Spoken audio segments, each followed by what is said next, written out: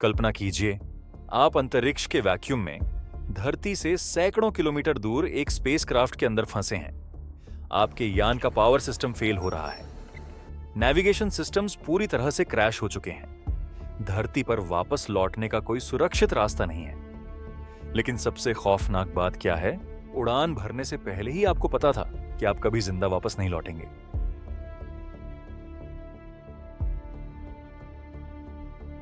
(1967) cold war अपने चरम पर था।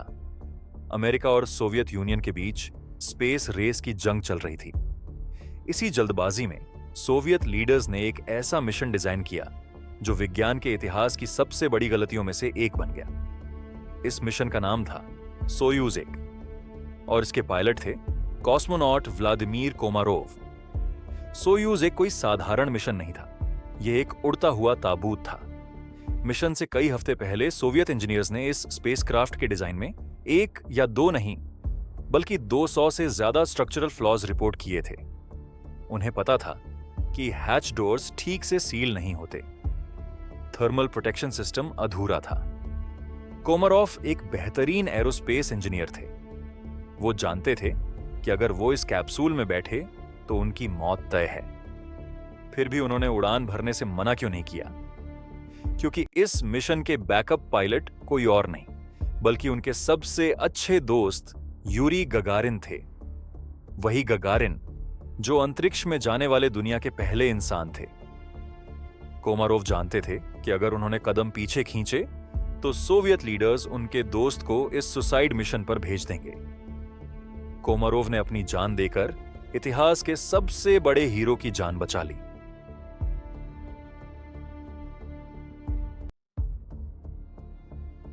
लॉन्च के कुछ ही मिनटों बाद भयानक तबाही शुरू हो गई। ऑर्बिट में पहुंचते ही यान का एक सोलर पैनल डिप्लॉय ही नहीं हुआ। इसके कारण पावर ग्रिड की क्षमता आधी रह गई। एनर्जी कम होने की वजह से टेलीमेट्री डेटा धरती तक पहुंचना बंद हो गया। कोमारोव अब अंतरिक्ष के उस ठंडे अंधेरे में बिल्कुल अकेले थे। ऑटोमेटिक स्टेबलाइजेशन सिस्टम ने काम करना बंद कर दिया था, जिससे स्पेसक्राफ्ट अपने ही एक्सिस पर तेजी से घूमने लगा।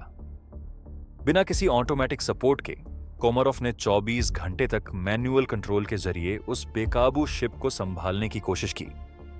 एक चमत्कार की तरह अपनी इंजीनियरिंग स्किल्स का इस्तेमाल करते हुए वो यान को धरती की तरफ मोड़ने में सफल हो गए। उन्होंने री एंट्री सीक्वेंस इनिशिएट कर दिया था। ऐसा लगा जैसे वो बच जाएंगे।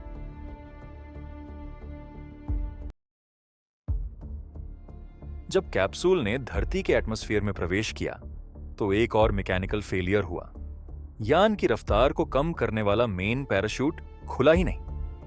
घबराहट में जब बैकअप पैराशूट डिप्लॉय किया गया तो वो भी खराब डिजाइन के कारण मेन पैराशूट की रस्सियों में बुरी तरह उलझ गया। कैप्सूल की स्पीड बिल्कुल कम नहीं हुई। वो एक 140 किलोमीटर प्रति घंटे की रफ्तार से जमीन की तरफ गिर रहा था। आखिरी पलों में टर्की में स्थित एक अमेरिकी लिसनिंग पोस्ट ने उनके रेडियो ट्रांसमिशंस को इंटरसेप्ट किया। रिकॉर्डिंग में कोमारोव की दर्दनाक आवाज थी।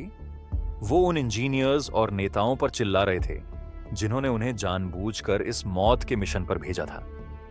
इंपैक्ट फोर्स इतना भयंकर था कि कैप्सूल तुरंत झपटा हो गया और उसमें आग लग गई। कोमारोव के शरीर का कोई भी हिस्सा साबुत नहीं बचा था।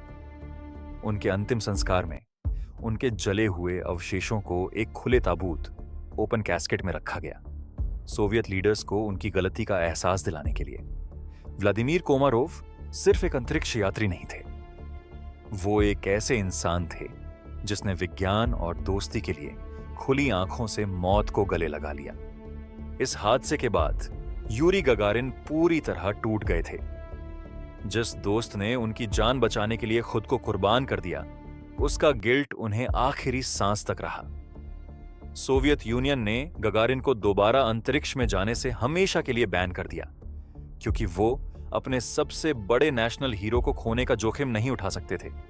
लेकिन किस्मत का खेल देखिए, सिर्फ 1 साल बाद एक रहस्यमयी फाइटर जेट क्रैश में गगारिन की भी मौत हो गई। भले ही कोमारोव के साथ उस दिन धरती पर धोखा हुआ था, लेकिन स्पेस हिस्ट्री ने उनके इस बलिदान को कभी नहीं भुलाया। 1971 में जब अमेरिकन अपोलो 15 मिशन चांद पर पहुंचा तो एस्ट्रोनॉट्स ने लूनर सरफेस पर फॉलन एस्ट्रोनॉट नाम की एक छोटी सी एल्यूमिनियम की मूर्ति और एक प्लाक छोड़ा। उस प्लाक पर उन सभी अंतरिक्ष यात्रियों के नाम थे जिन्होंने विज्ञान के लिए अपनी जान गंवाई थी, और उस लिस्ट में व्लादिमीर कोमारोव का नाम भी शान से लिखा हुआ था। वो इंसान जो अंतरिक्ष से गिरा था, आज हमेशा के लिए सितारों के बीच अमर है।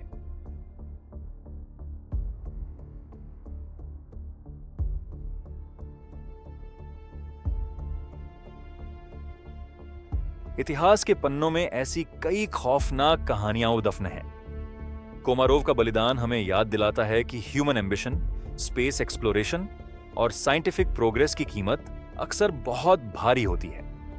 सत्ता की लालच और देशों के बीच की इस अंधी रेस ने एक महान इंसान और एक सच्चे दोस्त की जान ले ली। लेकिन समय के साथ सच्चाई हमेशा सतह पर आ ही जाती है। यही नेक्सम का असली मकसद है।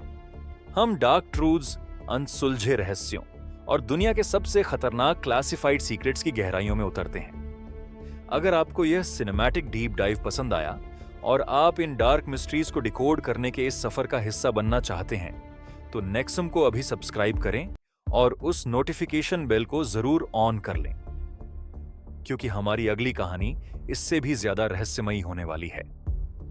अब मैं यह फैसला आप पर छोड़ता हूं। नीचे कमेंट्स में बताएं कि आप अगली वीडियो में किस रहस्य का पर्दाफाश देखना चाहते हैं। क्या हम बात करें द बायफोर्ड डॉल्फिन इंसिडेंट की, जहां समुद्र की गहराइयों में एक प्रेशर चैम्बर के दरवाजे की एक छोटी सी गलती ने पलक झपकते ही 4 गोताखोरों के शरीर को सचमुच भाप में बदल दिया था? या फिर डायटलोव पास इंसिडेंट, जहां बर्फीले पहाड़ों में 9 अनुभवी हाइकर्स की ऐसी खौफनाक मौत हुई जिसे आज तक कोई भी साइंस नहीं समझा पाया? अपनी पसंद मुझे कमेंट्स में बताएं। आपके कमेंट्स ही तय करेंगे कि हम अगली बार किस डार्क मिस्ट्री को अनकवर करेंगे। इस वीडियो को आखिर तक देखने के लिए शुक्रिया। मिलते हैं बहुत जल्द एक नए, अनसुलझे और रोंगटे खड़े कर देने वाले रहस्य के साथ।